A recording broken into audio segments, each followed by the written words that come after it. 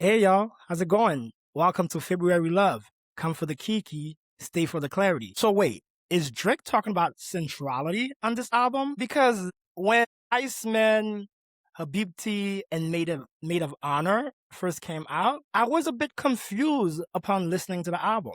It felt disconnected. It did not feel like a cohesive body of work. It felt like random songs from random albums just to serve us some new music chill. And it did not help that when I got online and I looked at the discourse on social media, a lot of people were saying the same things, that the albums felt like Drake wasn't talking about anything.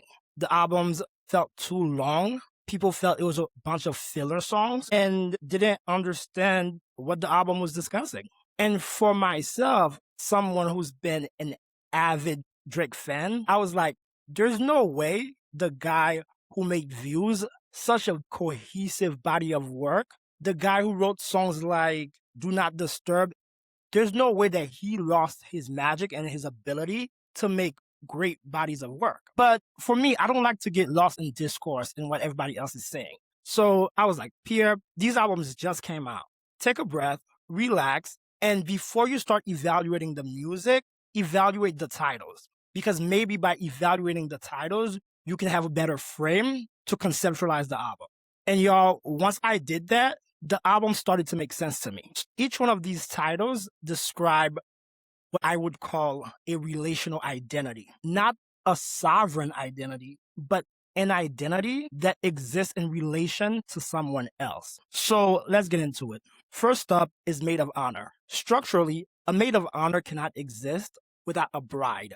The entire role of a Maid of Honor is to protect, support, and be the emotional stabilizing force for the bride. So even though the title names her, but it ultimately points outward. Now we look at Habibti. After doing a little quick Googler, LOL, I learned that Habibti means my darling. And even that points to someone else. It requires someone to choose you and to cast upon you the title of darling. So again, a title that points outward to another person. And I started analyzing Iceman in the same way. And now, y'all, I'm not gonna lie, Iceman was a bit harder to conceptualize. And for me, whenever I'm analyzing something and it starts to get abstract, I like to take a deep breath and ground it in reality because that allows it to sit in my body more and makes more sense to me, right? So I started thinking about like, okay, a mailman, a milkman, right? These are all concepts that I'm familiar with. But a milkman only exists because people are ordering milk. Mailmen only exist because people are ordering packages. So without other individuals to service, these titles are irrelevant. And these identities cannot exist without a structural center to give them gravity, to give them merit, to give them validity. Once I locked into that frame, the album started to make a little bit more sense to me. All three titles describe functions and roles orbiting an invisible center. And that put me in a space where I started thinking about how we orient around Drake. And what came to mind for me was that, do we really know Drake or do we know the performance of Drake?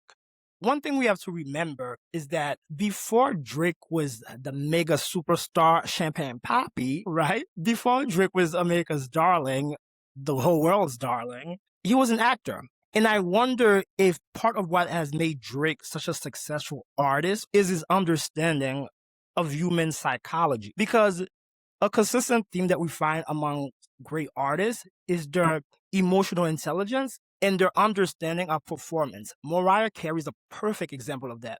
Mariah Carey is somebody who understands that being a celebrity is a performance. Outside of the great singing, being a celebrity requires you to project yourself in a certain way. That my darling, I need my lighting. All that stuff that Mariah Carey does is part of her understanding of how to perform celebriosity, if that's even a word. LOL. It's late, I'm tired. Because we all have a different idea of who Drake is in our head. For me, Drake has always been like an emotionally coherent person. That's how I've always experienced that. But I know many people have experienced him differently. Some have experienced Drake as, emotional and sensitive. Some of us see Drake as a womanizer. as a culture vulture, corny, whatever. And what's even more interesting is the fact that a lot of these titles that we've cast upon Drake have within them a certain level of contradiction. Because how can he be the sensitive guy crying over girls, pounding about love, but at the same time be a womanizer who's just going through bitches? Right? That doesn't, like, he's either trying to fall in love and get married, or he's in the club getting bitches. LOL, you know what I mean? But all these identities still coexist around one human being. All of this had me thinking about the ways in which we project identities onto celebrities. Because when we project these ideas onto celebrities, is that a reflection of who they are or who we believe them to be? And the two are not the same. You know what I mean? We live in a world where if you don't explicitly tell people who you are, they will tell you who you are. And I think one of the most recent cases of that we saw was with Taylor Swift. A couple years ago, because Taylor Swift was never somebody who aligned with any political party, saw that a lot of racist and MAGA individuals attaching MAGA racist ideas to her and her imagery. So because she didn't take an explicit stand about who she was, society said, bitch, I'm gonna tell you who the fuck you are. I think Drake understands that identity fragmentation creates discourse, record sales, longevity, interest, because whether you like Drake or you hate Drake, we are all talking about him. He's still the central center of all of our conversations. Drake is the topic of every motherfucking podcast. Drake is the topic of Twitter discourse, is the topic of every video reaction. Heck, even this video I'm recording right now is orbiting around Drake as the central theme. Right? Meanwhile, Drake is somewhere at home, child, in Toronto, laying on silk sheets, looking at his groundbreaking, record-breaking numbers, saying to himself, Kendrick, bitch, girl, you trying to end me?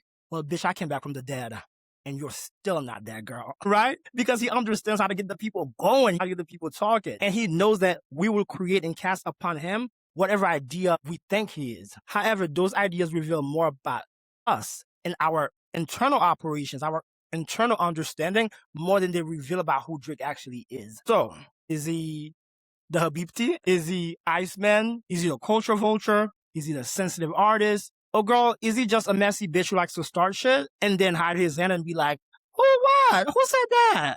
Who? Me? Not me. Knowing goddamn well he started shit just to get shit going. And yes, he may be all of that, but through these albums, he's able to say, no matter what y'all think of me, no matter what y'all call me, I'm still the thing that you all are orienting around. And bitch, y'all can't take the girl. Y'all can't take Miss Drakiana.